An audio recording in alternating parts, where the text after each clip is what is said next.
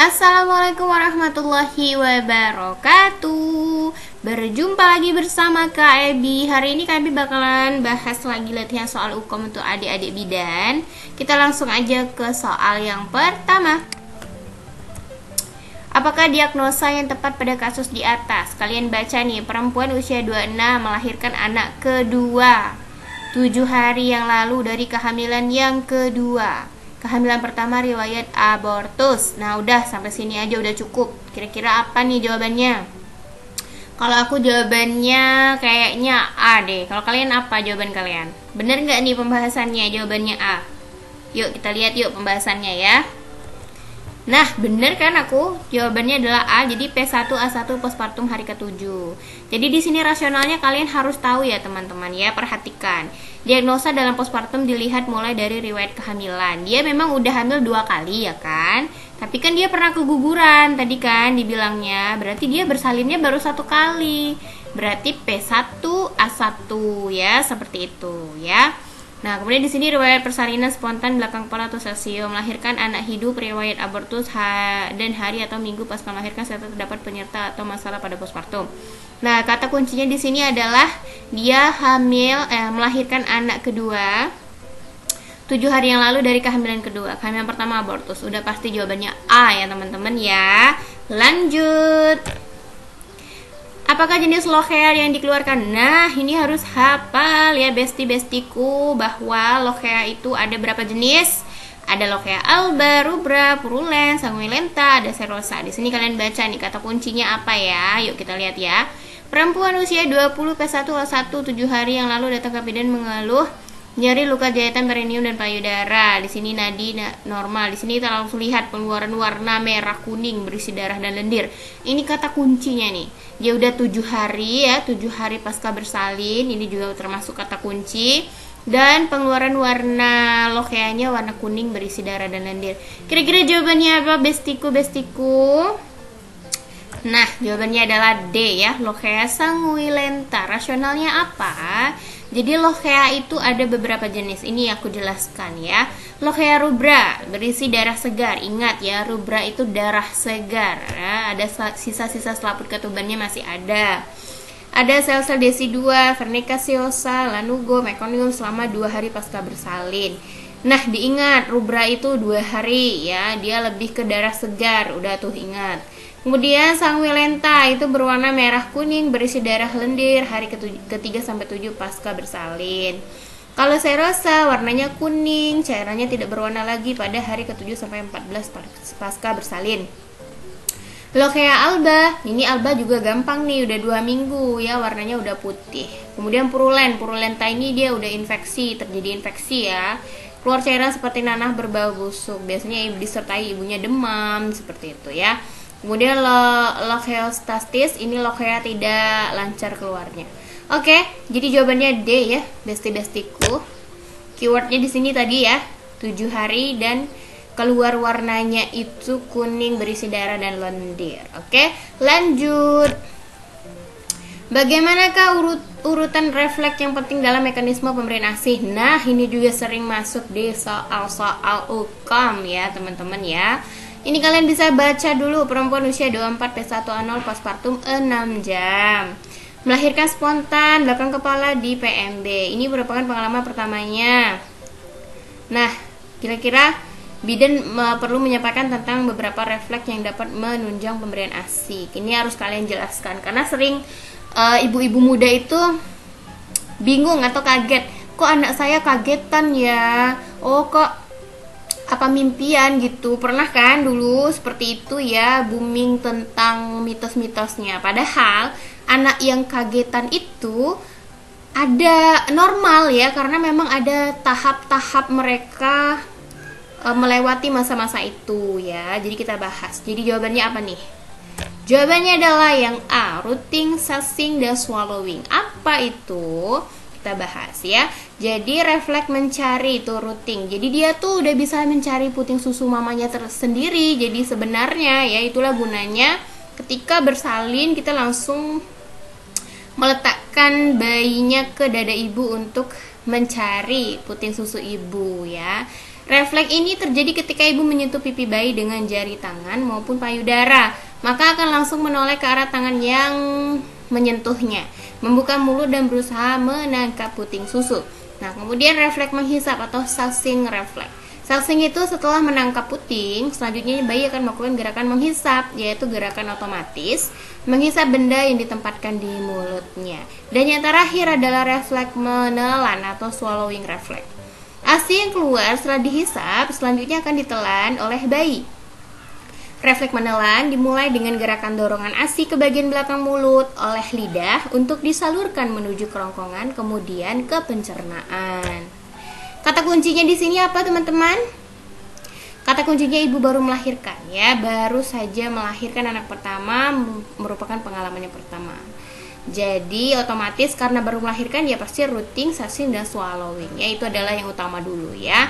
Lanjut ke ke soal berikutnya.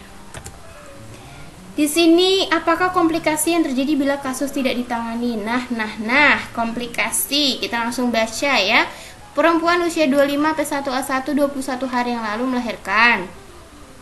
Kehamilan pertamanya abortus, usia kehamilannya 3 bulan, mengeluh rasa panas, dingin, serta kenaikan suhu. Hasil pemeriksaan ditemukan payudara kiri membesar dan nyeri. Nah, kalau begitu yang kita garis bawahi di sini adalah mengeluh rasa panas, dingin, disertai kenaikan suhu, kemudian payudara kiri membesar dan nyeri, kulit kemerahan sedikit membengkak, nyeri pada saat diraba, puting susunya lecet. Tensi bagus, suhunya agak tinggi ya, 38,7, nadi 98. Kemudian apa nih kira-kira komplikasinya kalau tidak ditangani jadi apa nih tadi teman-teman? Sudah tahu jawabannya? A, B, C, D, atau E? Apa jangan-jangan ada yang jawab saya sama Maya? Aduh, gimana sih anak bidan? Yuk kita jawab, kita bahas ya. Jawaban yang tepat adalah abses payudara. Jadi di sini rasionalnya adalah saat kita sudah bersalin itu tuh memang ada penyulit ya saat kita menyusui. Dan kita bidan harus tahu ketika ibu datang, Bu bidan kok saya bengkak sih, kok ini saya merah tapi asinya mesti keluar. Jangan sampai salah memberikan diagnosa ya. Kita langsung bahas aja di sini ya. Ada bendungan ASI. Apa sih bendungan ASI itu?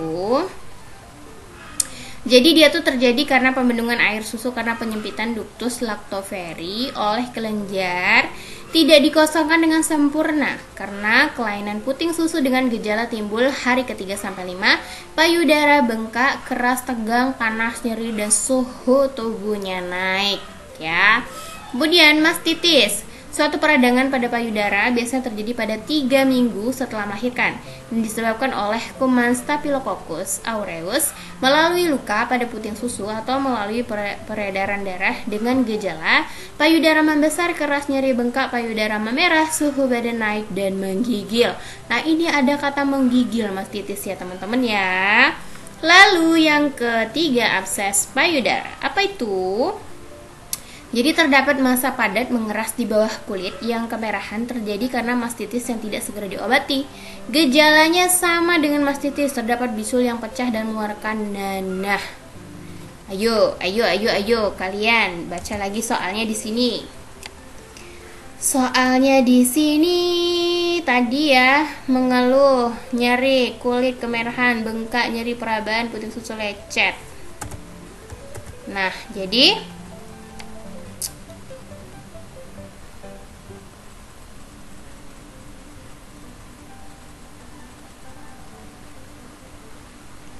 oke. Aku baru ngeh setelah baca keyword. Sorry ya, agak lama. Jadi di sini kata kuncinya adalah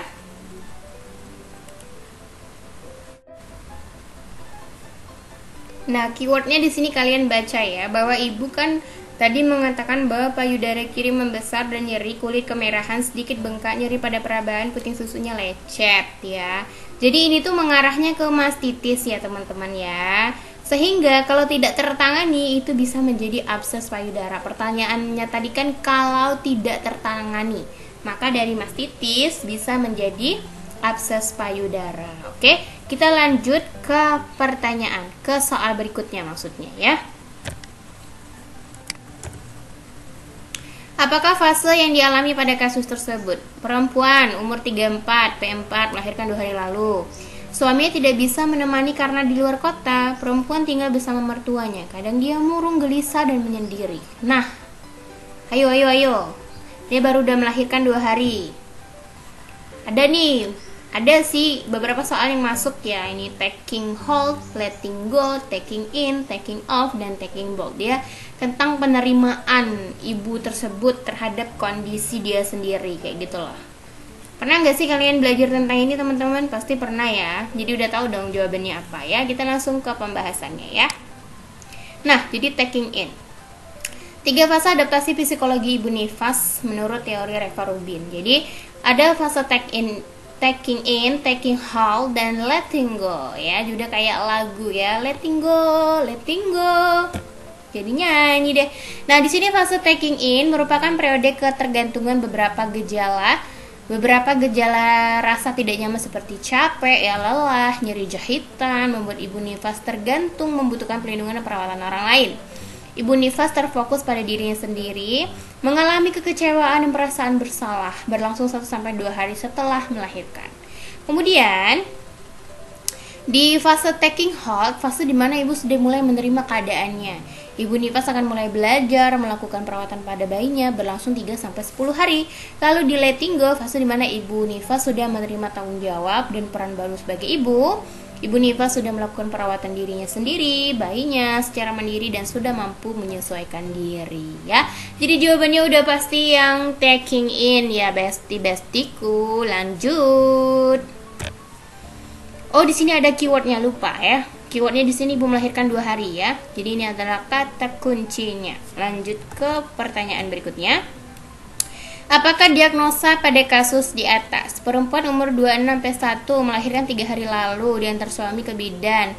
Suami mengatakan istrinya sering menangis tanpa sebab, cemas, mudah tersinggung, mudah marah pada pasangan dan bayinya. Kadang-kadang merasa bersalah. Nah, ini juga sering terjadi kesalahpahaman antara depresi dan postpartum blues. Kira-kira apa nih jawabannya? Yuk kita bahas ya. Jawabannya adalah postpartum blues ya, bestiku. Dimana periode postpartum merupakan masa transisi bagi ibu karena banyak terjadi perubahan baik fisik, psikologis, emosional, dan sosialnya. Postpartum blues adalah perasaan yang terjadi pada ibu pasca melahirkan yang ditandai dengan rasa cemas, panik, lelah, perasaan menyalahkan diri, merasa tidak mampu mengurus bayinya. Tanda dan gejala postpartum blues antara lain itu pola makan dan gangguan tidurnya tuh terganggu ya. Merasa tidak berharga, terus merasa putus asa ya. Postpartum blues sering terjadi dalam minggu pertama setelah persalinan, memburuk pada hari ke-3 sampai ke-5, berlangsung 14 hari atau 2 minggu postpartum ya. Rasionalnya di sini adalah ibu melahirkan 3 hari yang lalu. Jadi jawaban yang tepat adalah yang B ya teman-teman ya. Oke, kita lanjut ya ke pertanyaan berikutnya. Apakah penyebab perdarahan pada kasus di atas? 28 tahun P1 melahirkan bayi secara spontan, berat badan 4000 gram, riwayat distosia bahu, perdarahan 500 cc, kontraksi uterus lembek. Ya, kira-kira apa nih? Ayo. Kalau kontraksi uterus lembek itu istilahnya apa? Udah harus di luar kepala ya, teman-teman ya. Kita lanjut ke pembahasan ya. Di sini ada A. ruptur, B. antonia, C. insersia, D. retensio, E. res placenta. Kira-kira jawabannya apa? Sudah pada tahu ya? Jawabannya adalah antonia uteri ya. Antonia uteri itu kontraksinya tidak berkontraksi dengan baik ya, terasa lembek. Jadi rasionalnya apa? Salah satu komplikasi postpartum adalah perdarahan postpartum, yaitu keluarnya darah dari jalan lahir segera setelah melahirkan. Kondisi ini terjadi ketika kehilangan darah lebih dari 500 cc dalam 24 jam setelah melahirkan. Penyebab perdarahan postpartum antara lain: 1. Kekuatan ototnya ya. Tonus ototnya tidak bagus. Keadaan ketika uterus tidak dapat berkontraksi. Antonia uteri menyebabkan darah yang keluar dari uterus tidak dapat berhenti secara alamiah. Kemudian adanya trauma atau cedera, adanya robekan jalan lahir karena bayi terlalu besar atau karena penggunaan obat ya. Jadi itu bisa menyebabkan juga adanya perdarahan. Kemudian adanya sisa jaringan plasenta yang masih menempel pada uterus dapat menyebabkan sumber perdarahan pada jalan lahir. Dan yang keempat adalah pembekuan darah. Jadi perdarahan yang banyak dapat menyebabkan hilangnya faktor-faktor yang dibutuhkan darah untuk membantu penutupan luka. Selain itu, pengidap kelainan hemofilia atau ketika darah sukar membeku menyebabkan kelainan perdarahan pasca melahirkan, ya. Jadi kata kuncinya di sini adalah dia mengalami perdarahan 500 cc dan kontraksi uterusnya lembek. Sudah pastilah penyebabnya dia itu uterus lembek. Jadi namanya adalah Antonia uteri, ya teman-teman ya. Jawabannya yang B. Nah, itu tadi adalah soal yang aku bahas kali ini. Semoga membantu teman-teman ya dalam mengerjakan soal-soal UKOM nanti. Dan aku doakan selalu kalian yang bakalan UKOM Agustus ya, kalau nggak salah ya, kalau nggak berubah, itu Allah mudahkan dan lulus semuanya 100% ya. Sekian dulu video dari aku. Wassalamualaikum warahmatullahi wabarakatuh.